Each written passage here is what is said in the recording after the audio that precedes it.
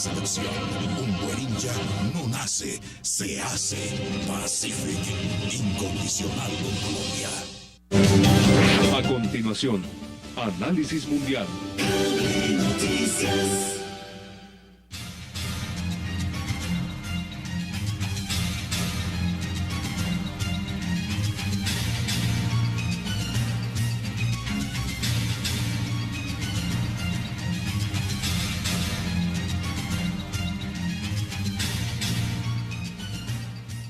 Bienvenidos a Análisis Mundial. Una película en la que para los musulmanes se ofende al profeta Mahoma es la nueva manzana de la discordia entre Estados Unidos y Medio Oriente, generando manifestaciones y fuertes protestas en varias embajadas norteamericanas presentes en esta región del mundo. Estos hechos coinciden con una nueva conmemoración de los atentados del 11 de septiembre de 2001 y que vuelven a poner sobre la mesa la necesidad o pertinencia de que Estados Unidos continúe su intervención en asuntos internos en países de Medio Oriente. Acompáñenos. Tensión y crisis en la seguridad de las embajadas norteamericanas en varios países de Medio Oriente.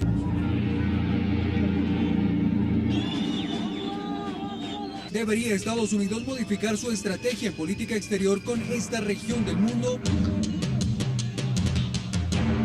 ¿Cuál será el futuro de sus relaciones? Después de una década de los atentados del 11 de septiembre de 2001, ¿qué aspectos hacen de la seguridad nacional estadounidense una de las más completas del planeta? Inicia Análisis Mundial.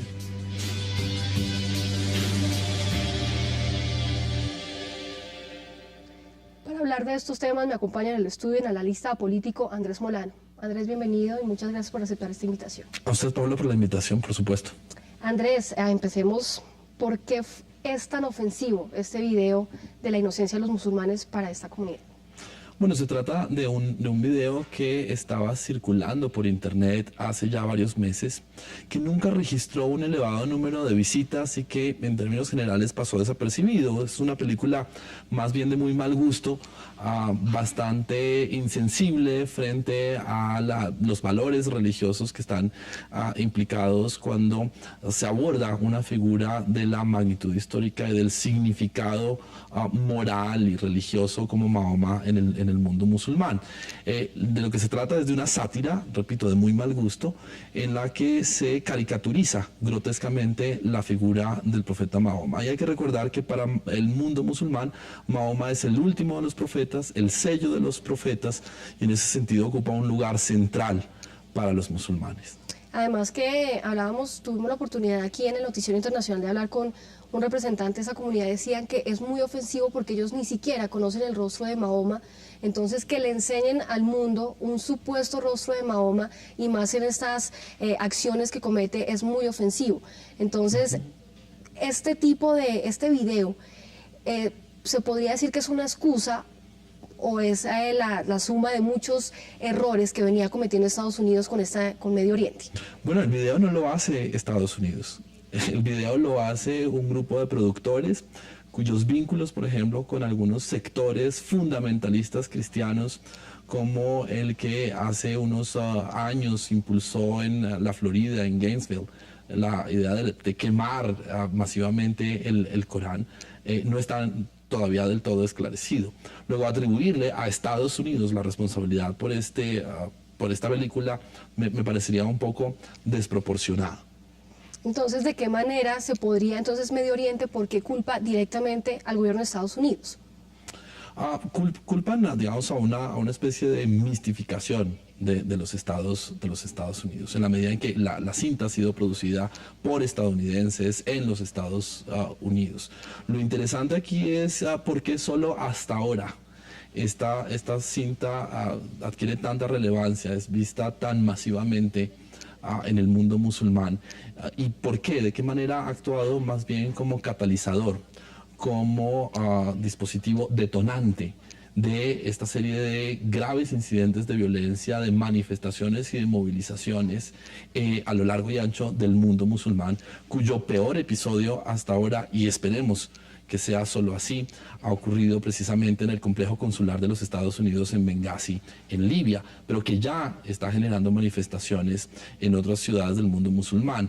por supuesto empezó en el Cairo, ahora hay manifestaciones también en las calles de Sanaa, en Yemen, y ha habido un incidente que implica ya no una embajada de los Estados Unidos, sino la embajada alemana en Khartoum, la capital de Sudán. Andrés, y es que Estados Unidos en los últimos meses ha estado muy pendiente de la transformación social y política de varios países de Medio Oriente, que incluso ha prestado su ayuda económica.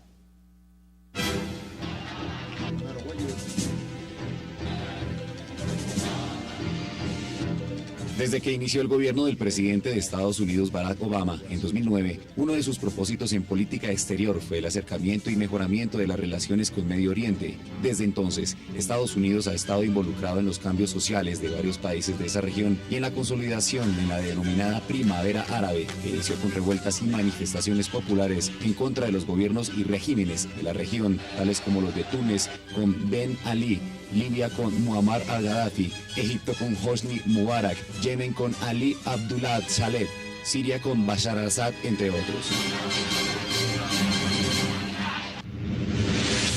Sin embargo, organizaciones terroristas como Al-Qaeda y demás opositores a la intervención de Estados Unidos en conflictos internos han mostrado su descontento por medio de ataques a las tropas norteamericanas en los distintos territorios en los que hacen presencia, además de atentados a sedes diplomáticas y funcionarios norteamericanos. A pesar de estas acciones, Estados Unidos ha señalado que continuará con su política de ayuda a estos países a fin de lograr sociedades más democráticas. Bueno, Andrés, hablábamos de la primavera árabe. Con estos actos de manifestaciones y protestas, ¿se podría decir que la primavera árabe va a dejar de ser primavera árabe? Y podría, dicen algunos, transformarse más bien en la primavera del islamismo. No podemos negar que lo que conocemos como primavera árabe hasta ahora ha significado una profunda transformación política, por lo menos en Túnez, en Libia, desde luego con la caída del régimen de Gaddafi, en Egipto con la caída de Mubarak, en Yemen con esa transición más o menos pactada por el régimen de al-Saleh. Pero lo que sigue siendo incierto es el grado de consistencia, el desarrollo que vaya a tener esa transformación política. No, lo que estamos viendo es, en cualquier caso, que hay una fuerza política muy importante en todos estos países, con la que será imprescindible contar en el futuro, que es la fuerza política del islamismo. Hay un islamismo que es un islamismo fundamentalista, un islamismo radical, que aparentemente estaría directamente involucrado en la manera en la que los levantamientos o la reacción más o menos espontánea ocurrida primero en las calles del Cairo y luego en distintas ciudades de Libia se fue transformando en una verdadera emboscada contra las instalaciones diplomáticas de los Estados Unidos. Hay partidos islamistas gobernando, por ejemplo, en Túnez, luego de la caída de Ben Ali. El movimiento Ennahda es un grupo islamista. En Egipto, el gobierno del presidente Morsi es un gobierno islamista también. Y ese es un factor muy importante a tener en cuenta en el análisis de la evolución de estos acontecimientos. Si uno mira, por ejemplo, lo que ocurrió en Egipto con estos incidentes relacionados con la embajada de los Estados Unidos, el gobierno egipcio primero guardó silencio, no se quiso pronunciar rápidamente. Uno podría entender, está tratando de dar satisfacción a las demandas de esa facción islamista a la que el mismo gobierno representa, de la hermandad musulmana, pero luego ha tenido que pronunciarse, sobre todo después de que el presidente Barack Obama en un discurso advirtiera que Egipto no era para los Estados Unidos ya un aliado, aunque tampoco un enemigo. Un mensaje muy claro que invitaba veladamente al gobierno de Morsi a pronunciarse sobre estos graves acontecimientos. Entonces, diciendo esto Obama, ¿qué lectura se le puede dar al discurso de Morsi diciendo llamo a mi pueblo a que no atentemos contra la embajada de Estados Unidos? ¿Qué lectura se le da? Es una reacción importante. Por supuesto que no se trata de una movilización masiva anti-estadounidense. Se trata de grupos que digamos, suscriben un discurso antiestadounidense de manera permanente. Tampoco se trata de grupos cuya ira haya sido exacerbada simplemente por la difusión de estas ofensivas imágenes, ¿no? Lo que sí se produjo fue una reacción tardía del gobierno de Morsi como resultado, repito, de esta declaración del presidente Barack Obama, que funciona como una señal de alerta al gobierno del Cairo, que le recuerda además que Egipto es uno de los principales beneficiarios de ayuda exterior, por ejemplo, en términos de ayuda militar de los Estados Unidos, y que si Egipto no toma las medidas necesarias para garantizar la protección de los ciudadanos de los Estados Unidos, pues esa ayuda podría verse comprometida. ¿Qué deben hacer los países de Medio Oriente para que precisamente esa primavera árabe que estábamos hablando hace un momento no se pierda y que todos estos esfuerzos que se han venido dando en los últimos meses no sean en vano? Bueno, el futuro de la primavera árabe depende de factores internos de cada uno de los países donde se ha producido. El escenario no es lo mismo en Túnez, que tenía una sociedad civil un poco más fuerte, más desarrollada que, por ejemplo, la que tenemos en Libia, donde además tenemos que añadir un componente tribal que no está presente en Túnez, y por lo tanto esas facciones tribales podrían complicar el panorama político en el futuro. En Libia, por otro lado, hay una ingente actividad de milicias armadas que operan no solo en territorio libio, donde el gobierno libio oficial no ejerce plena y efectivamente un control, sino que además se desborda a través de las fronteras de Libia y tiene una incidencia en algunas otras dinámicas de conflicto que se producen fuera de Libia. Si pensamos en Egipto, entonces el cálculo es totalmente distinto. Entonces, una primera observación es: el futuro de la primavera árabe depende de unas condiciones internas de cada uno de los estados en donde se está produciendo. Pero también depende, por supuesto, de una serie de elementos de carácter internacional, del contexto internacional. Y ahí es sin duda fundamental que los países occidentales, que Estados Unidos sigan involucrados, sigan comprometidos con el apoyo a la transición democrática en estos países. Una transición hacia un modelo de democracia todavía incierto, que no necesariamente va a ser el mismo modelo de democracia occidental, pero por lo menos unos gobiernos más representativos, más legítimos, más respetuosos de las libertades y los derechos de los ciudadanos. Y claro, ahí el gran enigma es cuál va a ser el comportamiento político de estos partidos de corte islámico como la Hermandad Musulmana o sus equivalentes en distintos países. Andrés, lo invito a que hagamos una breve pausa aquí en Análisis Mundial y ya seguimos hablando sobre esta crisis y tensión en Medio Oriente.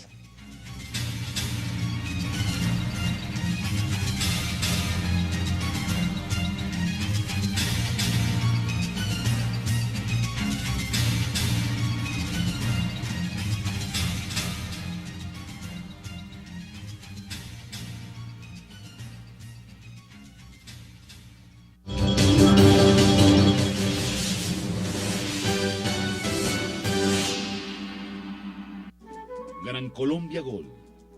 Nuestro mayor activo es la gente, confirmando la construcción de una minería responsable y sostenible con altos estándares que benefician a trabajadores, comunidades, regiones y a toda Colombia, generando más de 7.000 empleos de calidad. Gran Colombia Gold, minería responsable.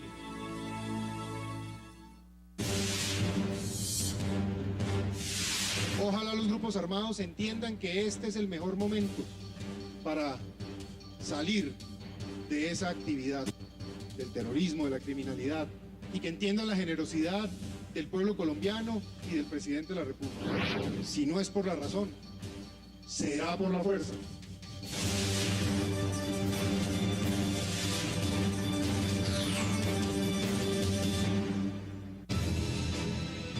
El poder de Pablo no tenía límites. ¿Sabía usted que él mismo escogió, diseñó y construyó la cárcel en la que duró preso 13 meses? 38 días antes de entregarse Pablo Escobar, donde un señor X le vende a la alcaldía de Envigado 30.000 metros cuadrados dentro del corazón de una finca que después nos enteramos eran propiedades de Pablo Escobar. Él lo escogió el lugar, él compró la casa, el alcalde de Envigado, Jorge Mesa, fue y la legalizó. No se pierda estas y otras escandalosas revelaciones en la tercera parte del especial, Los crímenes de Pablo Escobar. El próximo 16 de septiembre a las 10 de la noche, solo por Cable Noticias. 24 horas de información. Este martes, Semana en Vivo, la revista de mayor prestigio periodístico de Colombia, ahora en Cable Noticias. Yo tengo esperanzas. Y todos los colombianos debemos apoyar al presidente en ese propósito. Con la dirección de María Jimena Duzán. La guerrilla está cansada de su lucha, 46 años. Si malogramos esta oportunidad, la próxima sentada va a ser en 20 años. Y la conducción de Claudia Morales. Bienvenidos, son fusiles menos. Estaríamos asistiendo en poco tiempo a la bacrinización de las FARC. Este martes 10 de la noche, Semana en Vivo, solo por Cable Noticias. 24 horas de información.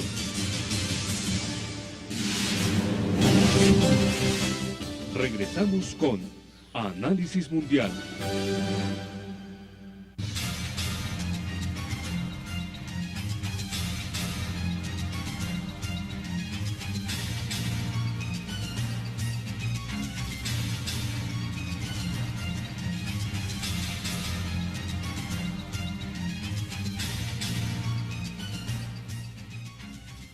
¿Cuál es el panorama que vive la ciudad de Nueva York y Estados Unidos en general, luego de los 11 años de los atentados del 11 de septiembre de 2001?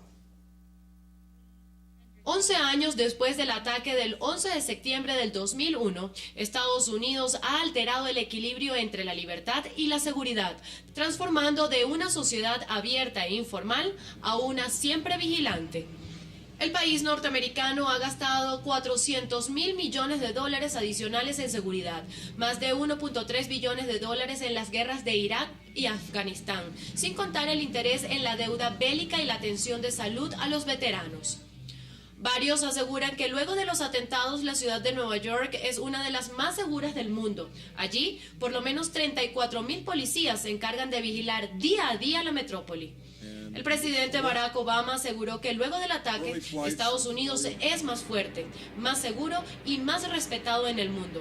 Al conmemorarse 11 años de los múltiples atentados, Obama aseveró que Al Qaeda está devastado, luego de sufrir importantes bajas en sus líneas. Andrés, ¿cómo era la seguridad antes de los atentados del 11 de septiembre en Estados Unidos? Bueno, evidentemente una experiencia traumática desde el punto de vista social, desde el punto de vista político, desde el punto de vista del prestigio internacional de los Estados Unidos, obligó al gobierno de Washington, a las autoridades federales, a diseñar una serie de ajustes, de reingeniería en lo que pudiéramos llamar el complejo de los operadores de seguridad, de defensa y de inteligencia de los Estados Unidos.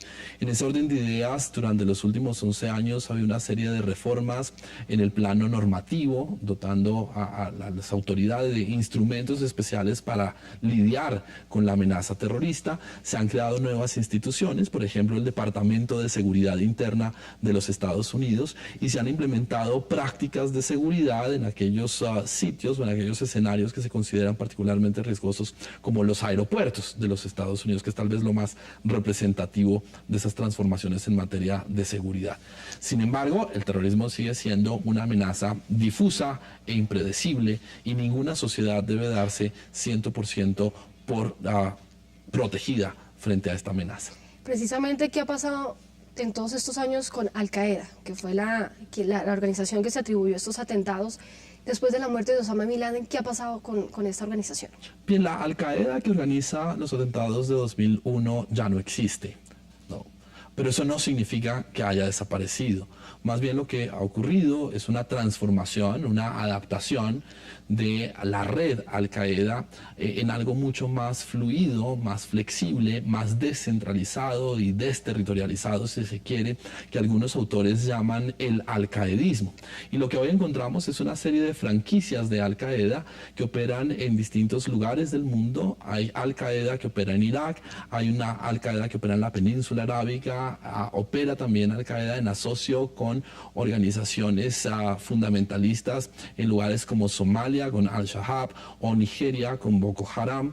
Hay una Al-Qaeda en el Magreb islámico, es decir, se ha fragmentado Al-Qaeda, existen además células durmientes, latentes en distintos lugares de Occidente, y por eso pues hemos visto cómo se ha incrementado la actividad de Al-Qaeda, si no en sus objetivos tradicionales iniciales de Europa Occidental o de los Estados Unidos, sí, por ejemplo, en los países musulmanes de Medio Oriente, incluso en Indonesia o bueno, en Pakistán, a lo largo y ancho del mundo. Bueno, y que se ha conocido que supuestamente se les ha dado de baja a varios de estos líderes de esta organización que usted dice que ya está fragmentada. Estas retaliaciones, estos ataques que ha hecho Al-Qaeda en diferentes puntos y en varios países, ¿a qué se debe? ¿A patadas de ahogado o a qué se debe? ¿Y quién sería la cabeza en estos momentos de esas organizaciones fragmentadas? Bueno, yo no lo llamaría patadas de ahogado, es el modo tradicional de operar de Al-Qaeda, en tanto, digamos, un conjunto de grupos o de organizaciones cuya estrategia fundamental de acción es el terrorismo.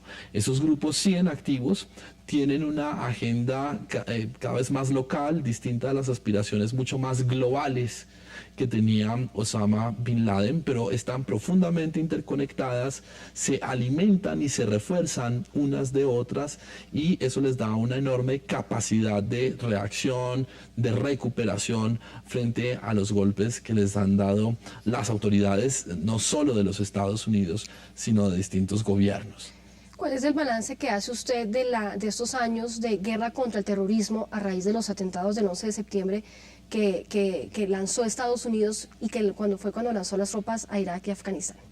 Bueno, el balance de cualquier guerra solo se puede hacer en función de la manera en que uno defina victoria o éxito en la guerra.